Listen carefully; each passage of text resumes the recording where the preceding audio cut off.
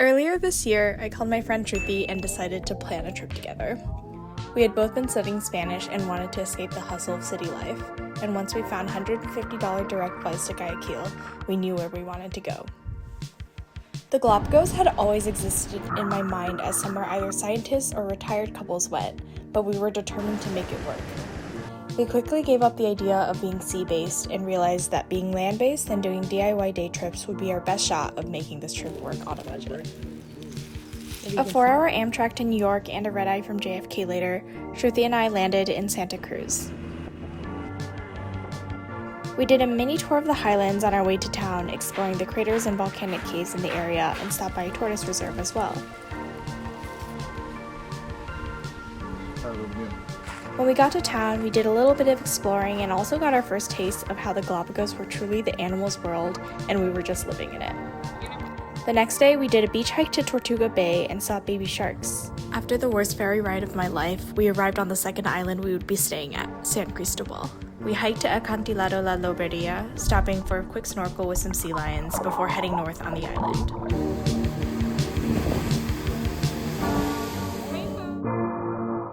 In the afternoon, we headed north on the island towards Playa Bacarizo.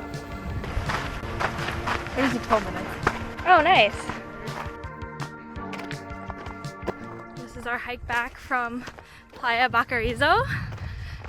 Don't know how we got there. Where we Don't know where we are.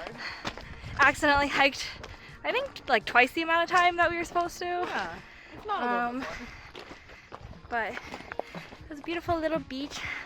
We're the only ones there. And we're heading back. We're gonna stop by the dock and then go to dinner.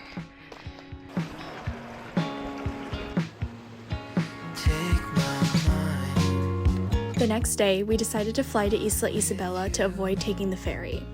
The plane ride was honestly terrifying in its own right, but it was also so cool to see the relatively newly formed volcanic island from above. We arrived 30 minutes later and got ready for an afternoon bike ride. nice and crusty, bright and early.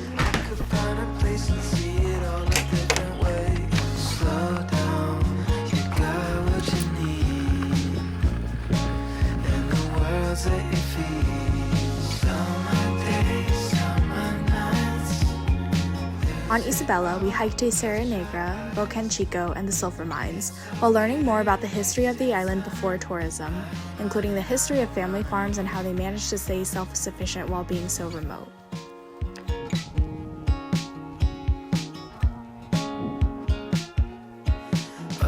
We went snorkeling at Concha de la Perla and Los Tuneles, where we saw so many fish, white-tipped reef sharks, manta rays, and the largest sea turtles I've ever seen. On our last day, we kayaked with Galapagos penguins, the only penguin species found north of the equator.